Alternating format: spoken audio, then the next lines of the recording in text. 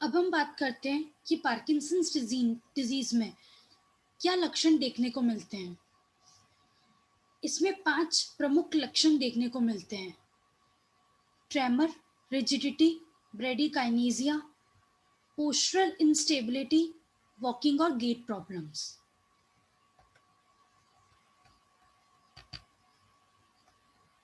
पहले हम बात करते हैं ट्रेमर की। ट्रेमर यानी कंपन होना शरीर में, ये काफी देखा जाता है। ट्रेमर को भी 2 भाग में डिवाइड कर देते हैं।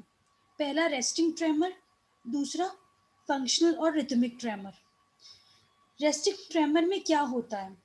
जब पेशेंट रेस्ट में होता है तभी उसके हाथ पैर में कंपन नजर आती है, गर्दन हिलने लगती है रेस्ट में। लेकिन अगर यही हाथ से फंक्शन शुरू कर दे तो वो ट्रेमर है वो जो बंद हो जाता है, तो उसे हम रेस्टिंग ट्रेमर कहते हैं। लेकिन अगर वो फंक्शन करता है, जैसे कोई कप पकड़ने का या कोई ग्लास पकड़ने जा रहा है कुछ पीने, और अगर ट्रेमर आना शुरू हो जाता है तो इसे हम फंक्शनल और रिथमिक ट्रेमर बोलते हैं। तो रेस्टिंग ट्रेमर जब रेस्ट में है, पेशेंट रेस्ट कर रहा है, तब भी उनका उसका हाथ और पैर कंपन कर रहा है, उसे रेस्टिंग ट्रेमर। और अगर पेशेंट कोई एक्टिविटी कर रहा है, जैसे पानी पीने का या कप पकड़ने का कुछ मूवमेंट कर रहा है, उसमें ट्रेमर आ रहा है, तो उससे हमने फंक्शनल और रिथमिक ट्रेमर कहते हैं। तो ये दोनों ट्रेमर देखने को मिलते हैं। दूसरा हम बात करते हैं रिजिडिटी की।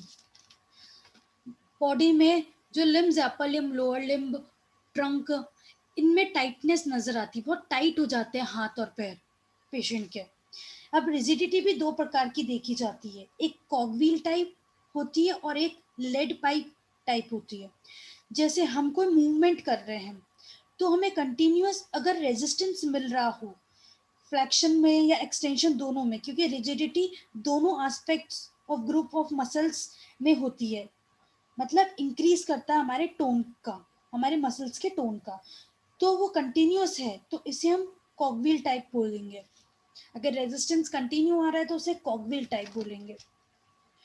और जब पहले 5 डिग्री में मिल रहा है रेजिस्टेंस, फिर दूसरे 5 डिग्री में मिल रहा है, फिर अगले वापस 5 डिग्री में नहीं मिल रहा, फिर 5 डिग्री में मिल रहा है, ऐसे गैप गैप में रेजिस्टेंस मिलता है नहीं मिलता है, तो इसे हम लेड पाइप रिजिडिटी बोलते हैं। तो ये दोनों तरह की रिजिडिटी देखने को मिलती है पेशेंट में।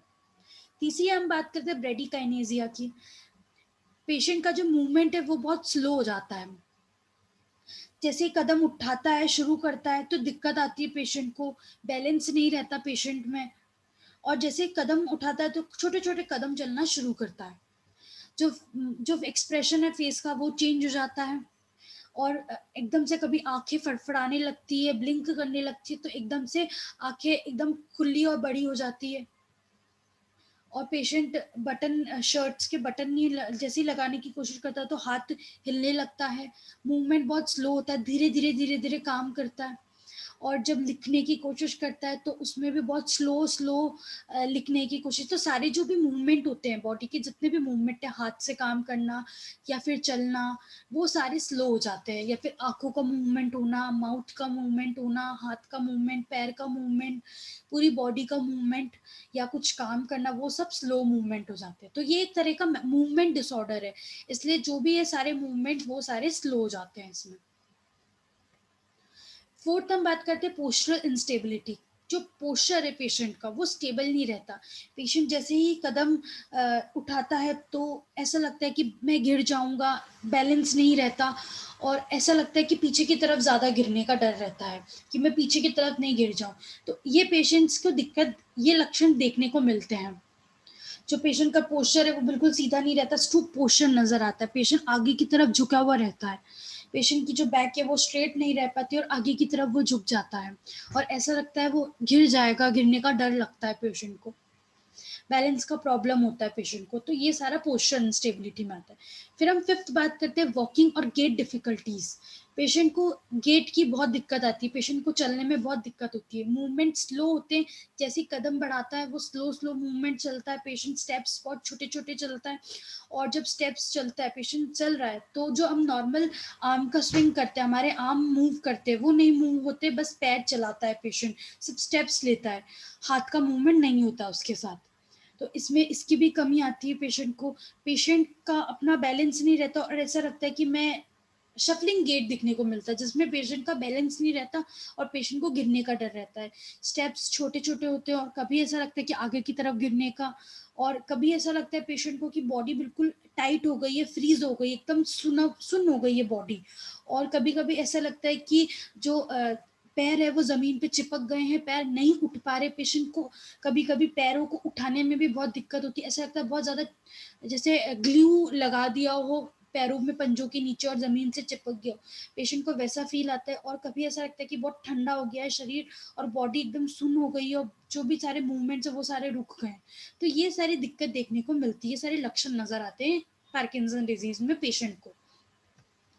फिर पेशेंट की जो आवाज़ है, वो भी चेंज होती रहती है। कभी पेशेंट की वॉइस बहुत स्लो आती है, बहुत स्मूथ लगती है। कभी एकदम से ही पेशेंट का जो वॉइस है वो एकदम बढ़ जाता है, तेज़ हो जाता है। कभी पेशेंट एकदम बड़बड़ाने लग जाता है, कभी एकदम चुप हो जाता है, कुछ नहीं बोलता। तो ये सारे चेंजेज़, कभी एकदम से लगता है कि पेशेंट बहुत आराम से धीरे-धीरे चीज़ें समझा रहा है। कभी ऐसा लगता है कि पेशेंट एकदम रैपिड, कि जितने भी वर्ड्स हैं वो एक साथ मिल गए हैं और एक साथ मिक्स हो गए, कुछ समझ नहीं आता पेशेंट एग्जैक्टली क्या बोलना चाह रहा है। तो ये सारे वेरिएशंस, इमोशंस वेरिएशंस, वॉल्यूम जो है वॉइस का, उसका वेरिएशंस, बात करने का तरीका, वो सब चेंज होता रहता है, एकदम एग्जैक्ट नहीं रहता है। फिर अगर हम बात करें नॉन मोटर सिम्टम्स की, तो मतलब पेशेंट को सेंसेशन नहीं आ पाते। कुछ पेशेंट खाता है तब भी उसकी स्मेल नहीं आ पाती, किसी भी चीज़ की स्मेल नहीं आ पाती, पेशेंट को स्मेल की दिक्कत होती है। और सोने में भी दिक्कत आती है। रात, सबसे ज़्यादा रात को दिक्कत आती है पेशेंट को। और पेशेंट जब रेस्ट में होता है, सोता है, तब भी उसकी आँख जो है, पेशेंट की आँख वो मूव करती रहती है अपने आप ही, झप-झप झप-झप करने लगती है आँखें। कभी एकदम सही हो जाती है और फिर थोड़ी देर में झप-झप झप-झप करने लगती है। बिहेवियर डिसऑर्डर देखने को मिलता है पेशेंट में। नींद नहीं आती है पेशेंट को, रात-रात जगता रहता है पेशेंट। डिप्रेशन में चले जाता है पेशेंट, बहुत ज़्यादा एग्ज़ॉस्ट वाली फीलिंग आती है कि बहुत ज़्यादा परेशान हो गया है पेशेंट, बहुत ज़्यादा थकान महसूस होती है। दिन भर अगर बैठा है पेशेंट, तब भी ऐसा लगता है कि बहुत ज़्यादा काम कर लिया, बहुत ज़्यादा थक गए हैं। और एक साथ बहुत सारे टास्क एक साथ नहीं कर सकता पेशेंट। एक ही टास्क को धीरे-धीरे करने की कोशिश करता है, उसके बाद फिर दूसरा टास्क। तो मल्टीटास्किंग की जो है वो नहीं हो पाती पेशेंट की। पेशेंट बहुत ज़्यादा कन्फ्यूज़न में रहता है कि ये मैं करूँ या ना मैं करूँ। और जो पेशेंट का बोलने का तरीका है वो भी चेंज हो जाता है। पेशेंट जो सोचता है वो नहीं बोल पाता कभी-कभी, और जो बोलना चाहता है वो कभी नहीं बोल पाता। मतलब वर्ड्स नहीं समझ आते पेशेंट को कि इस चीज़ में क्या वर्ड बोलना है। जजमेंट जो होता है पेशेंट का, वो उसमें दिक्कत आती है। पेशेंट की सोचने की क्षमता कम हो जाती है। कन्फ्यूज़न में रहता है पेशेंट। और इसमें सबसे ज़्यादा वेट लॉस भी देखने को मिलता है कि पेशेंट का वेट बहुत कम होता रहता है, क्योंकि अगर बॉडी का मूवमेंट एकदम से बार-बार होता रहेगा, ट्रेमर, कंपन और ट्रेमर बार-बार आते रहेंगे पेशेंट को, मूवमेंट अचानक से ही मूवमेंट होता है, अचानक से ही मूवमेंट बंद हो जाते हैं, जिस वजह से पेशेंट का वेट कम होने के चांसेस होते हैं। और पेशेंट को कब्ज़ की भी दिक्कत होनी शुरू हो जाती है, कुछ खाने की इच्छा नहीं होती, और अगर खाने की कोशिश भी करता है तो पेशेंट को दिक्कत होती है निगलने में, और मुँह में बहुत ज़्यादा सलाइवा भर जाता है। कभी-कभी सलाइवा पेशेंट का अपने आप ही गिरने लगता है, क्योंकि सलाइवा में कंट्रोल नहीं होता, बॉडी के जितने भी मूवमेंट्स हैं, जितना भी है उसमें कंट्रोल नहीं हो पाता पेशेंट को। तो कभी-कभी बहुत ज़्यादा सलाइवा भर जाता है और कभी-कभी माउथ से सलाइवा निकलने लगता है पेशेंट को। पेशेंट उसको कंट्रोल भी करने की कोशिश करता है, बट कभी-कभी नहीं हो पाता, कभी होता है और निगलने में दिक्कत होती है। बहुत ज़्यादा वॉमिटिंग जैसा लगता है पेशेंट को। पेशेंट को कभी-कभी बहुत ज़्यादा चक्कर आते हैं, ऐसा लगता है ज़मीन पे गिर जाऊँगा खड़े-खड़े ही।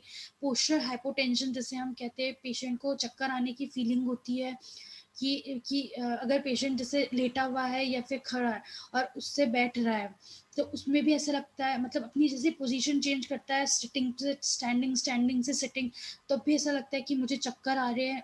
बैलेंस नहीं रख रख पाता पेशेंट, बैलेंस प्रॉब्लम हो जाता है, हेडेक की प्रॉब्लम होनी शुरू हो जाती है। और यूरिनरी इश्यूज़ भी देखने को मिलते हैं, पेशेंट को समझ नहीं आता कि यूरिन करना है अभी या नहीं, मतलब ब्लैडर फुल नहीं होता, फिर भी पेशेंट को ऐसा लगता है कि यूरिन बहुत ज़्यादा आ रहा है, या फिर कभी-कभी ऐसा लगता है कि पेशेंट घंटों ही यूरिन नहीं जाता, तो यूरिनरी इश्यूज़ आते हैं पेशेंट को। और सबसे ज़्यादा ये नाइट में आते हैं पेशेंट्स को। कभी तो बहुत ज़्यादा फ्लक्चुएशन में यूरिनेशन होता है, कभी बहुत कम होता है। तो ये सब देखने को इश्यूज़ देखने को मिलते हैं पेशेंट के। और बहुत ज़्यादा स्वेटिंग होती है, क्योंकि अगर आप कंटिन्यूअस आपकी बॉडी के अपने आप ही मूवमेंट होते रहेंगे, अगर आप खुद भी कर रहे हैं और अपने आप ही, तो स्वेटिंग आना इज़ कॉमन। तो पेशेंट में स्वेटिंग आती रहती है, और पेशेंट को स्किन कैंसर्स की भी दिक्कत होनी शुरू, मेलानोमा जिसे कहते हैं उसकी भी दिक्कत होती है। तो ये सारे लक्षण हैं, ये पार्किंसन डिज़ीज़ के पेशेंट्स में देखने को मिलते हैं।